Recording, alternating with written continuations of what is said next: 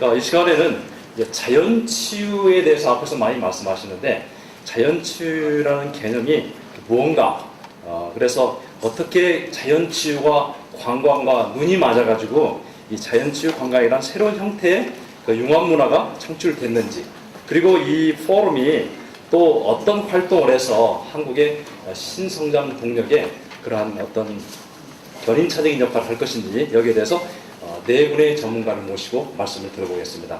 먼저 첫 번째 발표 주제는 자연치유 관광이 심신에 미치는 생리적 효과로서 이남태 교수가 발표하겠는데, 우선 자연치유 관광 개념부터 해가지고 자연치유와 이런 말이 있는데, 과연 이것이 여러분들이 관광을 할 때 진짜 생리적으로 정신적으로 건강이 유익을 하냐, 이런 거에 대해서 저는 과학적으로 여러분들에게 설명을 해드리겠습니다.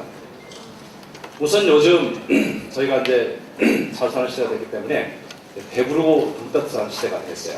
그러다 보니까 이제는 예전과는 달리 레저와 문화를 엔조이하려는 그런 마음이 증대되었고, 그 다음에 건강수명 기대치가 높아지는 이제 시대에 살기 때문에 어떻게 하면 오랫동안 건강하게 살아야 되느냐, 그러다 보니까 이 자연적으로 질병 예방에 대한 소중함이 그런 인식이 들었습니다. 그래서 과거 보약에서 운동으로 그 다음에 병원에서 자연치유, 그런 바람이 분 거죠. 이러한 트렌드에 따라서 레저와 문화를 엔조이하면서 질병 예방도 하고, 그 다음에 자연과 접하면서 이런 색다른 그러한 여행을 우리가 갈구하는 시대가 됐는데, 그것이 바로 오늘 앞에서 많이 말씀하신 자연치유 관광이라고 말할 수 있습니다. 그러면 이 자연치유 관광이란 어떤 것인가, 이걸 설명하기 위해서 우선 여러분들한테 정신세계가 이 여러분들의 생리현상과 직결되어 있다는 것을 먼저 한번 소개하고 싶습니다. 뭐냐?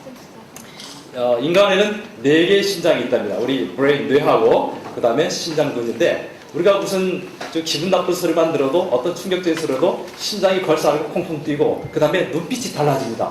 아주 브레인이죠. 그런데 또 한 가지, 내장도 아주 금세 이걸 알아차려가, 예를 들면 기분 나쁜 소리를 들으면 음식을 먹었는데도 이 위에서 톡신, 독소가 나와가지고 소화효소의 활동을 억제함으로써 소화불량이 되고, 그 다음에 여러분들 가끔 텔레비 볼 때 충격적인 얘기 들을 때 뭐 하면서 쓰러지지 않습니까? 그러면 스트레스를 받으면 우리 몸 안에서 이 코티솔이라는 호르몬이 분비돼가지고 혈관이 축소가 돼요. 그래서 뇌로 올라가는 혈관이 좁아져가지고 이 고혈압이 돼서 쓰러지는 경우가 많고, 또한 여러분들이 또한 기분 좋은 소리를 들으면 엔돌핀이라는 그런 행복 물질, 화학 물질이 분비돼가지고 행복감을 증진시키는. 다시 얘기하면 이 정신 세계는 우리 인체의 생리 세계와 너무나 직결되어 있다 그 얘기입니다.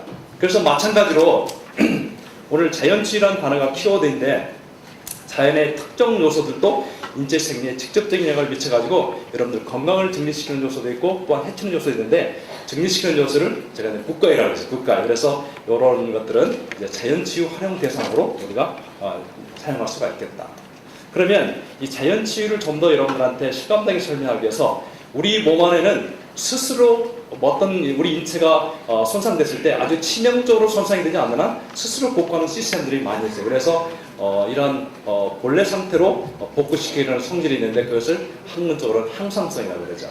그래서 예를 들면 우리 몸 안에는 항시 어떤 셋 포인트, 정상 상태, 가장 최적 상태가 일정하게 정해져 있는데, 거기에서 만약에 우리가 손상을 입거나 질병이 들으면 디비에이션, 어떤 오차 범위가 나타나죠. 그러다가 다시 뇌가 그걸 인지를 해가지고, 몸이 인지를 해가지고 다시 자가수순하게 돼 있어요. 자가수순을 해가지고 그 정상 상태로 다시 복구되는 그런 시스템이 있는데, 이것은 여러분들이 의식을 하든 안 하든, 주무실 때든지 뭐 걸을 때든지 여러분 몸 안에 세팅되어 있는 그런 자가 복구 시스템이 여러분 몸 안에 들어 있습니다. 예를 들어서 체온 유지 등등이 있는데, 잠깐 예를 보겠습니다. 예를 들면 일정한 체온 같은 경우는 우리 몸 안에는 한 개의 세포만 해도 수십조 개의 그런 분자들이 들어있어요.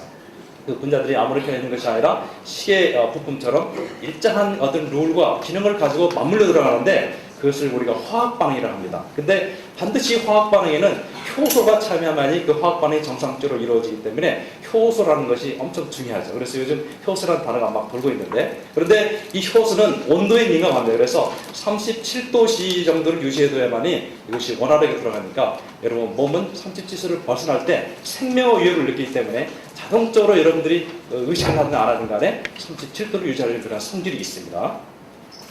그다음에 두 번째, 예를 들면 여러분들의 피부나 혈관이 손상이 됐다.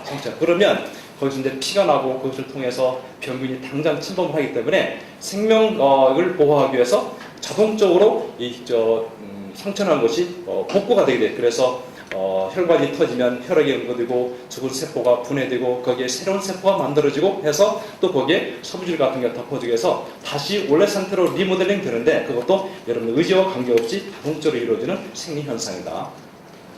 근데 세 번째는 여러분들이 요즘 병원에 가서 CT 촬영을 하고 엑스레이 촬영을 많이 하는데 이러한 빛들은 우리 몸에 있는 분자, 예를 들면 DNA나 단백질 그런 것들 등등해서 파괴를 합니다.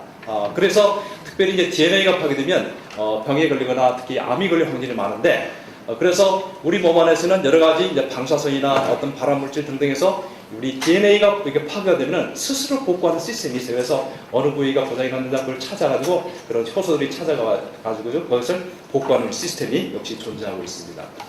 그 다음에 면역력입니다. 여러분들 많이 이제 처음 아시겠지만은 우리 면역력이라는 것은 항상 일정한 상태로 유지되는 게 아닙니다.